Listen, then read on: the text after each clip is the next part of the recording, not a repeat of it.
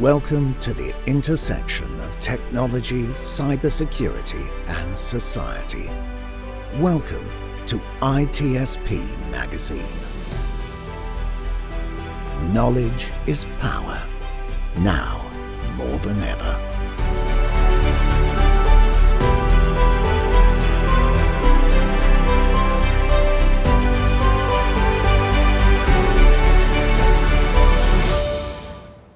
The stormy night.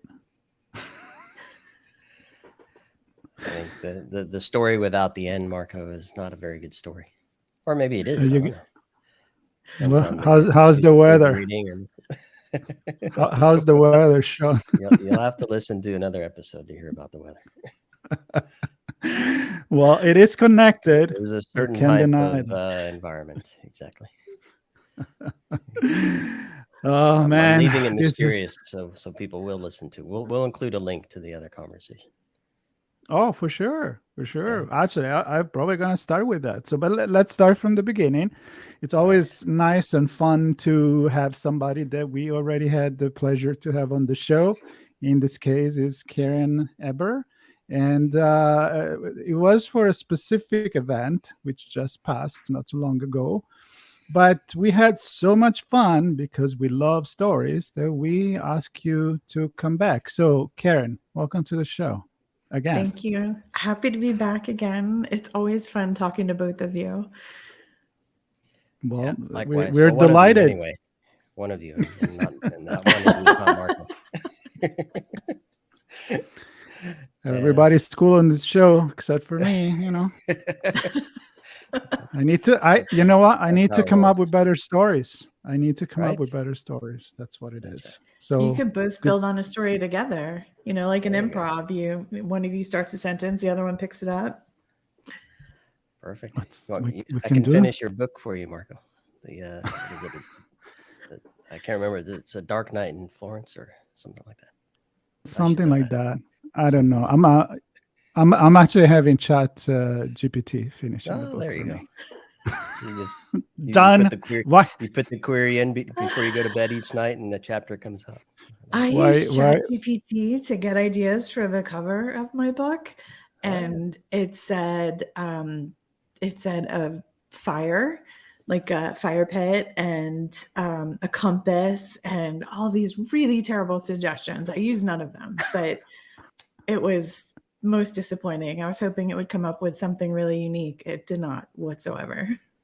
Maybe you should have played with Midjourney instead of Chat GPT. Maybe it's a little bit more visual. You try that? Yeah. Okay. Well, I did end up with a visual concept, but I wanted to see what it came up with. What it did tell me is what everyone else did, like conversation bubble and microphone and all of these things that I didn't want. So it was good for that research, but not for creativity. But you're right. Using a more visual platform would have been better. I'm going to break a news for you. ChatGPT just tell you what we already know. It's not coming up with new stuff. No, for sure. I wanted to see how common the different titles that are on storytelling were out there, but also then see what was uncommon. It did not give me anything uncommon. Shocker. That's right. Shocker. Oh, wow. It's a theory that I have that as technology advances, we become less advanced as a society and end up at a low common denominator of blahness, where everything has been said, is resaid, and re-experienced in a similar way over and over and over. So what you both just said kind of reinforced my theory there. We'll see. Hopefully we don't end up there. Hopefully something happens in a good way. Yeah. I'm thinking this episode is going to be all about the opposite of that, maybe, and how we as humans need to keep telling stories because let's face it, we're good at that. So how about we start from the beginning, which is not a stormy night. Again, see prior episode. It is not once upon a time. It's not once upon a time, but it's about our guest. So for people that haven't listened to the first episode, how about an introduction about who you are? And then the book that we are actually talking about today, The Perfect Story. Yeah. So thank you again for having me. I am Karen Eber, and I am the CEO and Chief Storyteller of this company, Eber Leadership Group, that builds leaders, teams, and culture one story at a time. And I've had this 20 odd year career in Fortune 500 companies like GE and Deloitte as a head of culture and head of learning development, and on my own as a consultant and a keynote speaker, always working in this place of how do we make work better. And I found so often in my corporate roles, I was continually trying to convince people to make these technology adoptions or take on a different idea or project. And very few people could say yes. And so many people could say no. And when I use stories, it would slow down the no's, and it would get those people that would possibly say no to influence the decision makers. And so I started to get a lot of questions of how are you doing this? How are you telling stories? And have really dug into not just how to tell stories, but the science of storytelling to evolve the conversation, because neuroscience has evolved so much in the past few years that we can understand what's happening in the brain and leverage that in the way we tell our stories to make them the most engaged. And that's what the heart of my book is about. It's called The Perfect Story: How to Tell Stories That Inform, Influence, and Inspire. It's a little bit of a pun because there is no such thing as a perfect story laying around. We take these ideas and we make them perfect. And so it takes you through the science and what to do about it. But then it takes you through how do you then find ideas and tailor them to your audience and build it and avoid manipulating and tell stories with data and navigate the vulnerability of storytelling.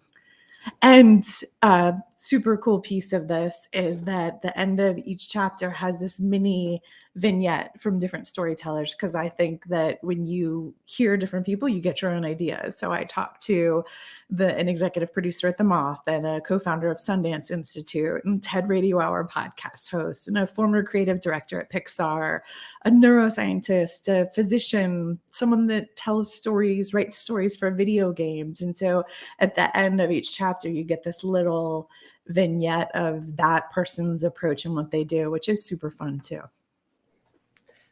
So I want to start at, I don't want to. I want to go straight into how, because that's how my brain works.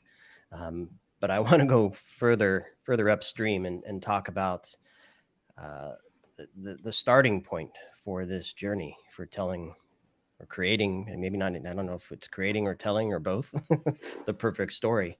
I can look back from my marketing experience and realize that there's a lot of content that exists, kind of to our point earlier, that people will use, and oftentimes it'll be somebody responsible for it, and then it's reviewed by others, so more redlined than collaborative. So I'm just going to throw those couple things out there. Tell us about, perhaps even rooted in the book, tell us about how someone or some entity gets started with telling the perfect story. So you have to understand the science, because really the perfect story is grounded in science. And so I say that carefully because there's a lot of people that hear science and they're like, I do not want to sit through science class. So I don't do it in a sciencey way. But when you understand what's happening in the brain, you then can build on that in a story. So as I looked at the different research out there, I put together what I call the 5 factory settings of the brain. And this is what your brain's going to do when you're listening to information and communications, and how you can leverage it when you're telling a story. So first one, for example, is your brain is lazy. Like, the number one goal of the brain is to get you through the day alive. And it never wants to go bankrupt of calories. So your brain uses the most calories out of any organ in your body.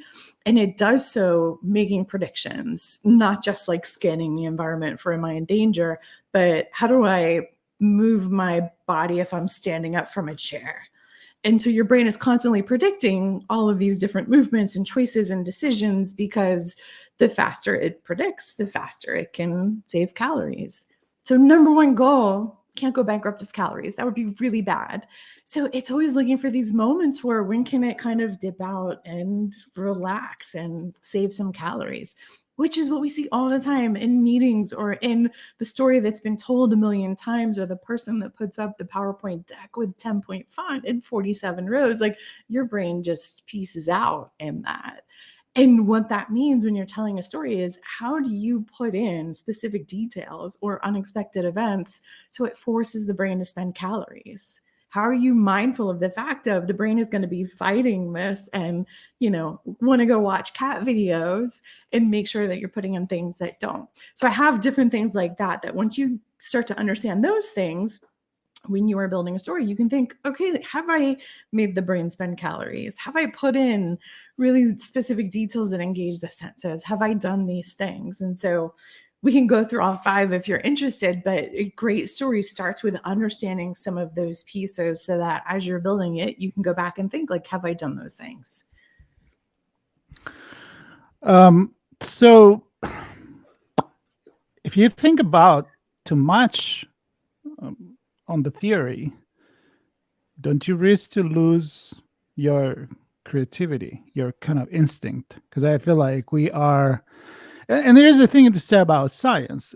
If you look at it, science is not inventing who we are, it's just discovering who we are. So I can see how science can say, well, this works because of this, which it's already working, it's not making it work. So I like the idea. But if you think about it, don't you feel like then you're constrict into creating something that is perfect, air quote, but it's not spontaneous?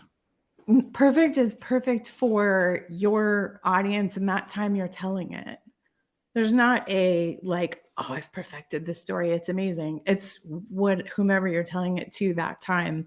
What I'm trying to do is give some support and guardrails so that people can get started, versus those that feel just overwhelmed and don't have any idea where to start or lose people along the way. So it's not heavy-handed in the science. It's more, you can play music straight without understanding music theory or having, what the different markings mean for the loudness or the way you play it, and it's fine. But if you understand the music theory and what you're supposed to do and what can happen in it, the piece becomes that much more expressive and people connect with it that much better. And so to me, this is that. How do you understand the different things so you can play with it to do what feels right for your situation? That was such a good answer. Thank you. That was a perfect answer. No, I think I love that analogy, and I want to kind of go back to the calorie thing. And I don't know if it's literally calories. Literally calories. Okay, yeah. Literally calories. So your brain is using 20% of your body's entire calories. Interesting. All right. So if you're well nourished, well rested, that could perhaps change the way you perceive a story, or no? Well, I do think rested has a big piece of it, right? So think about those nights that you come home from a day of work and you just think like, I don't want to think. I want to put on whatever my favorite show is and I want to binge it because everything else just feels too hard mentally. I've had a day, I've had a week, I'm exhausted. I don't want to think, right? That's your brain saying, please don't put on the twisted, complicated thriller that I have to really think and focus and guess what's happening, or whatever your version of that is. That's the put on The Office for the 47th time because it feels comfortable and familiar and I just need that right now. And so it's this constant, where are you wanting to go and what do you need? And with storytelling, you kind of get to sneak in those moments so that you catch that attention and make people do it. Yeah. And so now bringing it back to the music, if someone's in a certain state of mind or frame of mind, they might choose to pick a certain genre of music or certain style of music to change that or reinforce that state of mind. Is it true? And so music clearly is a story in itself, but are there ways to take quote unquote a story and recreate it in different formats, different styles, perhaps same message, same expected or desired outcome at the end, perhaps, but changing the way that it's presented and told, different styles, different formats, different mediums? Yeah, 100%. So this is one of 5 of the factory settings. Another one is that we are primarily driven to seek pleasure and avoid pain, meaning that our bodies will release the adrenaline, the cortisol to help narrow our focus, to get us out of difficult situations, avoid pain, prepare us to avoid danger. And we have the cocktail of the oxytocin and serotonin and dopamine that are those feel good things. And so when you want to listen to a great piece of music and you get goosebumps, that's all the pleasure chemicals. And when you are watching a movie and you feel your heart racing, that's the avoid danger, avoid pain. So what that means with a story is you have a choice. Are you trying to tell a story that intentionally makes people feel uncomfortable that you're moving through? Charities do that. Every time I saw the camera panning over the trembling puppies and kittens while Sarah McLachlan plays, like, that's uncomfortable on purpose. I tell a story in the opening part of my TED Talk about a phone dropping down an elevator shaft. Like, that's uncomfortable on purpose. Sometimes you want to tell feel good. Like, you can play with different things depending on what you're trying to do for your audience. So that's another one that can help influence the outcome. It's really cool. So when you talk about stories, do you talk about every possible story, meaning there is one thread that is, this is the rule that applies to any kind of stories that you want to say, meaning, is it a story for a kid? Is it a bedtime story? Is it a story to tell some scientific knowledge, like, scientific educators, they're storyteller, a politician, or maybe it's actually a sales pitch during the meeting for work. So is that like a common thread? All these tips that you have in this book applies to all of them, or some are more for creative versus different goal and meaning? No, it does apply. The difference is you go through a process to figure out who is your audience and what's the outcome that you want. So for a politician, it's to get votes or to get support or to get donations. For a charity, it's to build awareness and to get whatever. For sales, sometimes it's the aspiration, the I'll have what she's having. For the bedtime story, it's the go to bed, please. And so whatever the goal is, you get clear on that, and that becomes part of your process. So the steps are the same. What you do with them and how you shape your story differs. I don't believe in here are the 4 types of stories you have to tell, because it just is fake and insincere.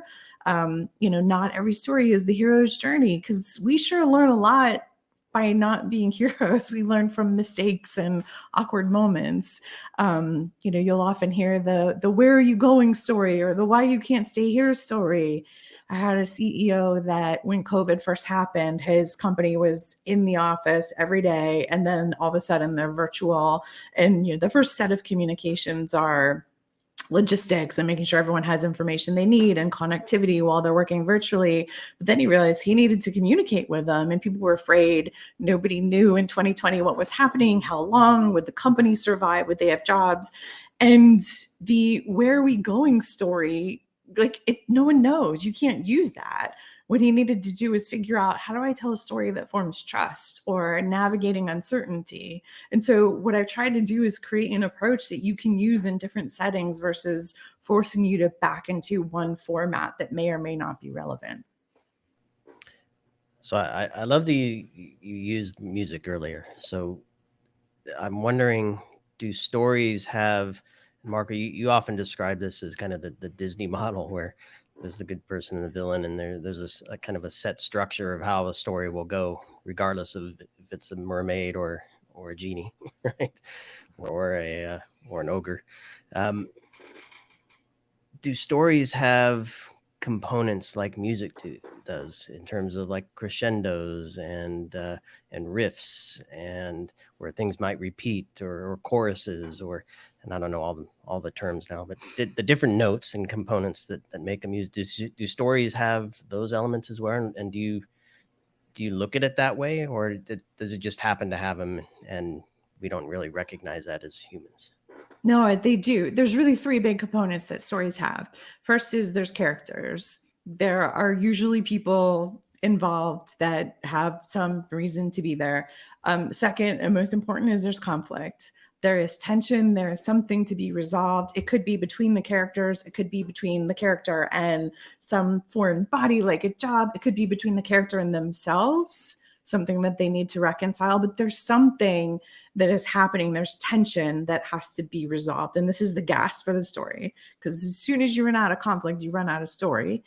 And then the third is connection. And that is that with both of these characters and these conflict, we want to be able to see, hear, feel like we're there in that story. We want to be able to connect with it and understand why the characters are doing what they're doing, even if we don't agree with them or like them. And so those are the three major elements, and they're broad because there's a lot of different things you can do with them and play with them. And this is where there's different dynamics in music that you can use. There's so many different dynamics you can use here. But that's the heart of it. You get those pieces and then you get to play and see what makes sense. So I'm going to stick with Disney. Can everybody cook? Can everybody cook? Referring to Ratatouille, exactly. Yeah. So can everybody be a good storyteller? Or there are some people just don't go there because, like, I'm not good at it. And some other are just naturally storytellers. So I don't know how the brain works on that side, not just for the people that listen, but for the people that tell the story. I'm wondering if in your research you found some of these elements. What makes somebody a good storyteller? Is somebody that is extrovert, somebody that has been reading a lot, or somebody with a lot of imagination? I mean, that's my assumption, of course. So can everybody cook? Everybody can cook if they want to. It's not limited to extroverts. In fact, storytelling is actually really quite powerful for introverts because you are often, I say you, I'm an introvert, you're often noticing details that others are not. There's research that says introverts speak fewer words and they're very intentional about what they choose. And so harnessing that in a story makes those words extend and have greater impact. So it's not like you have to be this composite to be a storyteller. What I find is that there are a lot of people that say, I can't tell a story. They see a comedian on stage tell a story and they think, oh my gosh, it's so effortless. Or they watch TED Talks and they think, like, I can't do that. And what they don't realize is very few people do that dynamically without any practice. Just like very few people pick up an instrument for the first time and make a sound without any practice. It looks effortless, but it's a skill, and it's a compounding skill that you can get better at. And this is where I find when you explain what's happening and how to use it, then people realize, like, oh, I get it. This isn't just a soft skill thing. Like, there's ways to do this and steps I can take that make me better. What I find whenever people say, oh, I can't tell stories, I don't tell stories, is I will find a moment that they've told a story with their friends at dinner and they realize, like, oh yeah, we're doing this. Yes, of course I tell stories.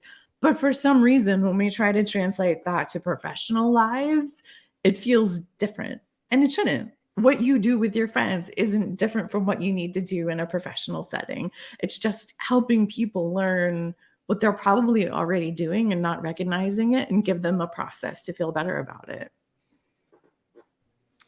And how about situations like this, where the three of us are together and it's lazy, as you pointed out in the beginning, but there's a lot in this noggin for me. But I'm an introvert like you, so I'm less comfortable telling a story directly. I'm much more comfortable having a conversation and pulling a story together with others like we're doing here.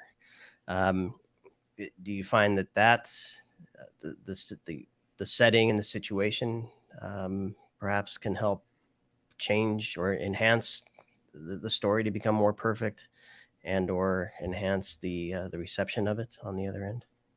I would say that there's a vulnerability with storytelling, and it increases when we're doing it outside of our friends and family, right? You will tell the story with your friends and family, with everybody laughing and not thinking about how many times you put in an or an ah, or if you rambled a little bit. You just tell it because you're so focused on the story and sharing whatever happened. But we tend to get a little more uncomfortable in other settings. And that is a part of storytelling. When I work with especially leaders, they'll be very hesitant to use the story because they're afraid, like, I don't want to share anything personal, which I want to come back to that. But I find an opportunity for them to tell a story. And as soon as they do, and they see the response, they realize, like, oh, I get it. I want to do it. And so whenever people say, I feel uncomfortable, understood, that is a true feeling. We all have it. This is why I find if you can work a process, then you can have confidence, like, well, I've done the steps to get here, so now I just have to do it. I do want to come back to the personal, though, because I get very often, I don't want to tell a personal story. And every story is personal, even if you're telling someone else's story, because the personal piece is, why are you telling it? What perspective are you bringing to this, and what connections are you making? And I think once you recognize that of, oh, this doesn't have to be about, I don't know, the time I fell on stage at graduation. This can be about me sharing a perspective about something that I learned, and then I bring the personal aspect to that. I think that helps lower some of that defensiveness too for people. Cool. Yeah, you see it all the time in like keynote prayer conference presentations, where a lot of times the presenter will come on and say, on the way here, I just experienced, or last night on the flight in, I had this situation happen, to kind of make that personal connection, perhaps break the walls or down. Did you? Or did exactly? Yeah. Well, look at all the comedians, right? Are they real stories? Perhaps they are. But I think comedians are so relatable. good. Yeah, and they find these little moments, and then what makes comedians so relatable is they're finding this, like, silly small moment in life that we notice and don't pay much attention to, and then they like put it in an unexpected way, so we find the humor in it. And that's the purest form of storytelling. I love listening to comedians and getting ideas from them all the time on how they structure it or what they put in that you were like, oh, I didn't see that coming. Every time they do that, you're like, oh, they made your brain spend some calories because it was ready to, like, just glide into lazy mode. And then you hit the speed bump of, like, oh, wait. And so I'm such a fan of that. That's why when you watch stand-up comedy, you want a big pizza next to you or popcorn, so you can replenish the calories that you go through. Exactly. Let me, I mean, of course, this is one of those stories that can go forever, but as we start getting to the end, at least at this time, and then maybe we'll have you back, let's make it. That's a good, it's a name of my character in the story, Meki. So let's make these more specific in terms of, are we talking about telling a story verbally on a stage in front of people, at a coffee shop with your friends, or are we also talking about a story in terms of writing a story, putting it on paper or on computer? Are we also telling a story with a video, telling a story with music, telling a story with a photo? So are you focusing on the verbal delivery of the story, or these apply to others? It applies to all. What I find is that some people prefer to develop their story in writing, and that helps them think it through. Some people prefer to practice it verbally, and that helps them think it through. So whatever your processing mode is, do that.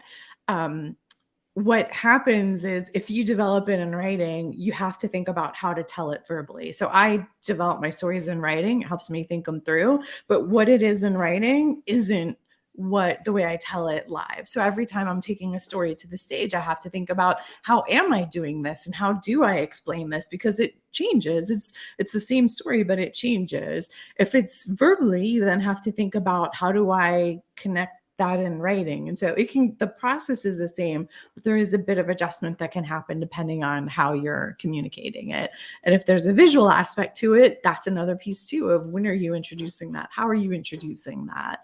But the approach, so there's these 5 factory settings that ground you in what's happening in the brain. And then the approach is figure out your audience, pick an idea for the opportunity that you have to tell a story, build the basic structure of your story, and then start to layer on the details and emotions and senses that pull back on these factory senses. And so it's meant to be simple and step by step, so that if something isn't working, you can go back a step and replace it.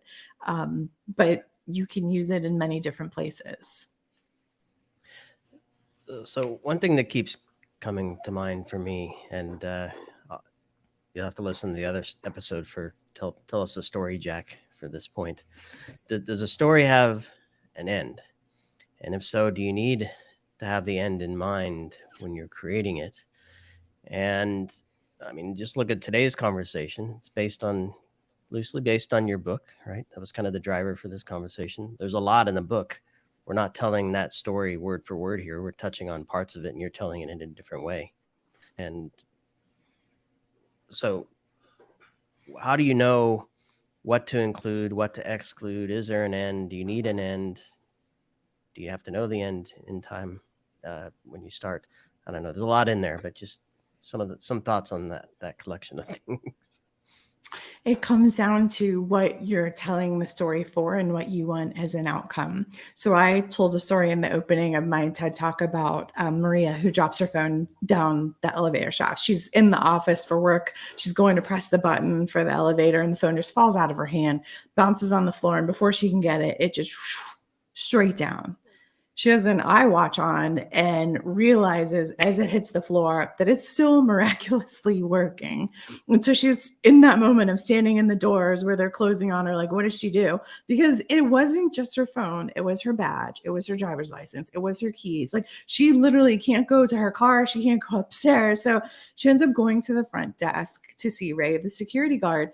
And he is delighted when he sees her, because everybody normally walks in and does like the, 2-finger wave at him, but no one talks to him, except Maria is this person that knows your last vacation and your favorite food. Like, she's the person that stops and talks to you because she really cares.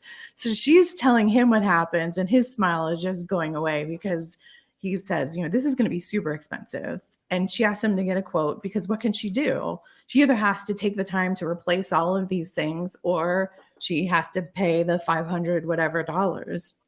She goes to her office, because I happen to be crossing through the lobby. I take her to her office. She sits down, and a few minutes later, Ray calls her desk and says, I just checked the security certificate in the elevator. It's due for its annual inspection next month.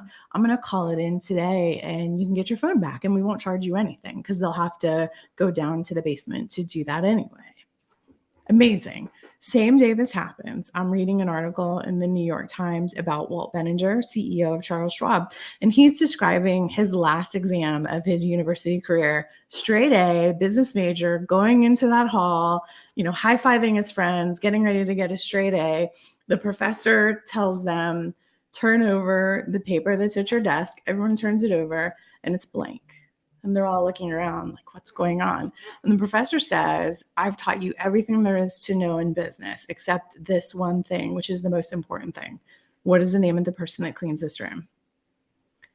And he didn't know. He had seen her, he hadn't met her, and he was so embarrassed. And he vowed in that moment to always know the person's name. Her name was Dottie, and he always swore he was going to know Dottie's.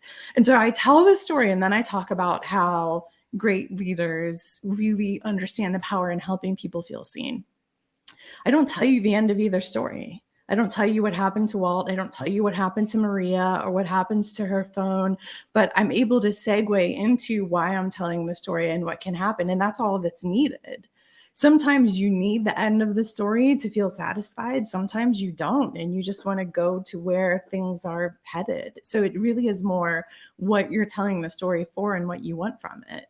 The beauty, though, in not telling something is that one of the other factory settings is we make assumptions. So you're assuming she got her phone back. You're assuming that he, did certain things on his path to being the CEO of Charles Schwab. And that's part of what is really cool about storytelling is it's our own assumptions that give our experience of the story, because we're comparing them to our own experiences. So part of what you want to do when you're telling a story is think about, like, what assumptions can I lean into, and what assumptions am I trying to prevent or slow down? and what is the message, right, of the story, which is Right. my assumption in the case of the phone there is that somebody actually do care and is going to try to do something about it. Is it going to But it, succeed? I don't know. right. I And want if to we go think back, it does, but somebody may think no. The well, if elevator we go goes back down to and your, crash the phone. yeah, sorry. If we go back to your earlier question of can you take a story and have it mean something different? Yeah, what if we told that story through Dottie's perspective, the person that, like, through Ray and Dottie's perspective of Ray talking about how everyone walks past him and nobody talks to him, and maybe how happy he is to see Maria, or Dottie talking about how she's just like faceless and nameless, nobody pays attention to her. Like, you could still take the same story, but tell it from a different perspective to get a different outcome too. Yeah, well, you can tell it backward. Like, Godzilla didn't destroy Tokyo, but he actually rebuilt it and then he went in the ocean. Like, you just tell it the opposite way. You could, sure. But you Number went very 9, emotional. Number 9. But but I think many examples you're giving are there is emotion. There is kind of like some feelings that come. So I can definitely see that into telling biography, personal story, fiction, kid's story with a moral at the end, and so everybody lived happily ever after. But if you're making a story for selling a product, unless you're selling happiness and health, when do you really don't need that, right? I mean, if you're going into sale in marketing, pure marketing, are there moments that occasion that you don't need to get emotional, or you think emotional is always an ingredient? Emotions. I don't qualify what I did as emotional. I mean, I do think it engages to emotion because we feel the shame that Walt feels, and some of Maria's frustration, the pain. Yeah, to me, it's me making the story personal. I wasn't Walt or Maria, but I can connect you to what that would feel like through the way I do it. I think that in business setting, even in sales, people are most often not buying the product or the service. They're buying something more, right? You're buying a aspiration of who you want to be, or something like that. And so there is often emotion in that. It doesn't have to be manipulative emotion. It shouldn't be manipulative emotion, but I do think some of this is connecting people to what is it that you want or they want and why. And at the root of that is emotion, even if that emotion is apathy or frustration or whatever. That, I hear a lot, because I do a lot of work with leaders, I hear a lot of like, oh, we want to leave emotion at the door. Okay, but work isn't devoid of emotion. We've all had frustration or exhaustion, or pick a word, that happens in a work setting. And so it's okay to connect people to that, because often that's how you can move them forward. So I want to go back a little bit to one of the first things I mentioned, which is where my brain goes, which is the what, how something does what it does. And when we look at businesses, and this may come into play in personal, where people are trying to get other people to do things as well, but certainly when businesses are trying to create a product or service and present that to the market, my experience is they immediately jump to here's what we do, and completely miss the mark on the why and some of the story surrounding what they do to make it really matter to whomever it should matter to. So that's my perspective. In your experience, what are some of the things you find that organizations and individuals kind of miss the mark on, perhaps because of just the way they think or whatever?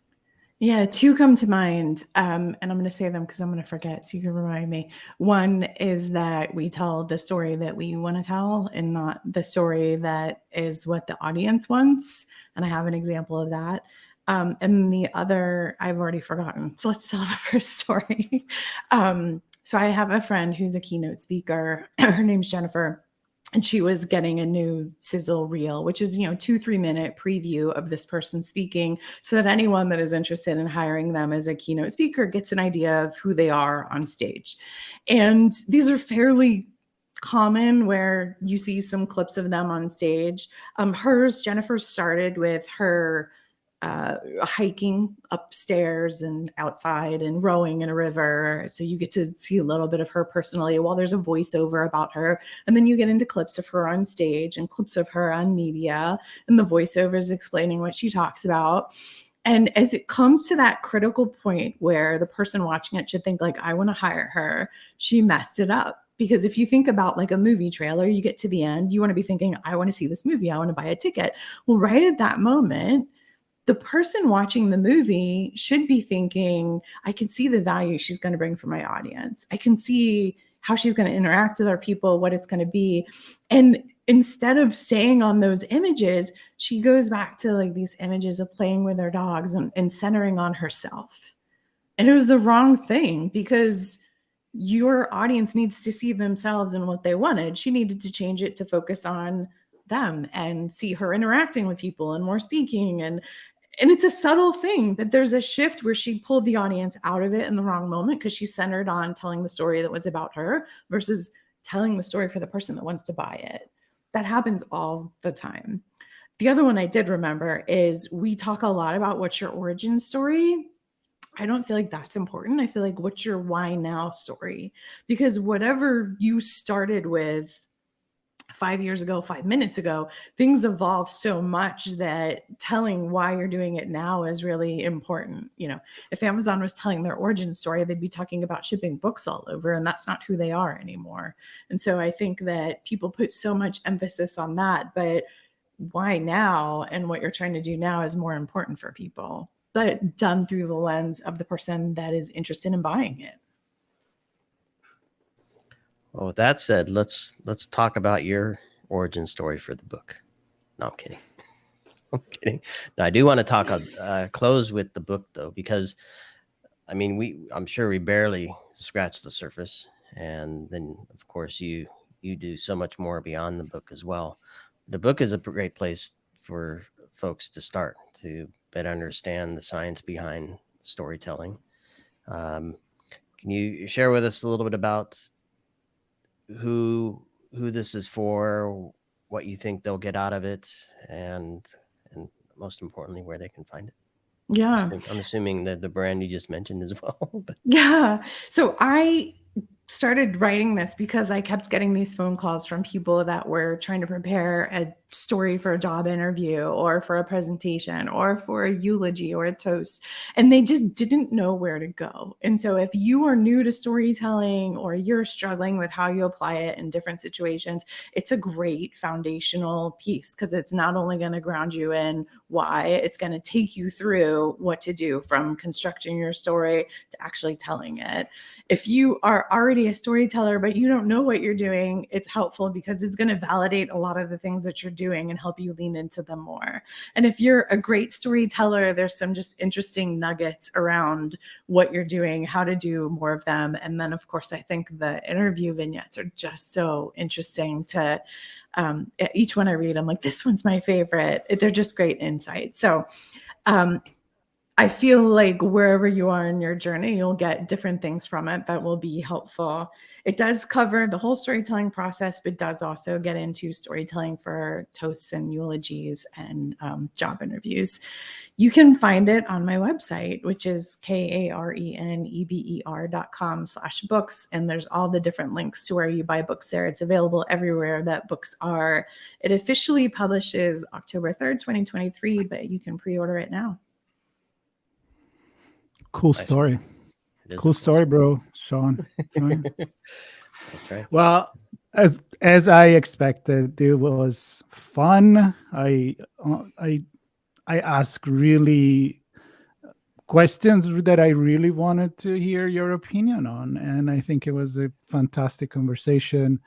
I hope people listening got inspired and maybe get more even excited to tell their next story, whatever that is. Maybe it's a story you tell to to the cashier at the supermarket. Maybe you tell it to your kids. Maybe you tell it to your team at work. It doesn't matter. I think the lesson here is we're always telling a story, and we may as well tell it knowing that, we know where the notes are, and then we just mix them up on the Yes. keyboard. How about that, Sean? You're going to go Yes. play something now? Ready for me to sing? Here it comes. Yes. There you go. Not No. going to happen.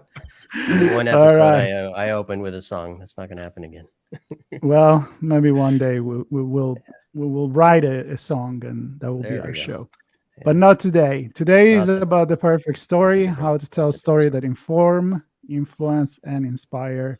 And Karen, thank you so much for spending 44 minutes with us. Thank you so much. Thank you.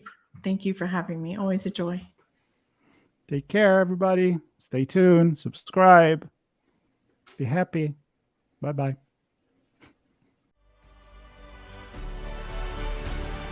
We hope you enjoyed this conversation. If you learned something new and this story made you think, then share ITSPmagazine with your friends, family, and colleagues. If you represent a company and wish to associate your brand with our conversations, sponsor one or more of our columns. We hope you will come back for more stories and follow us on our journey. You can always find us at the intersection of technology, cybersecurity, and society.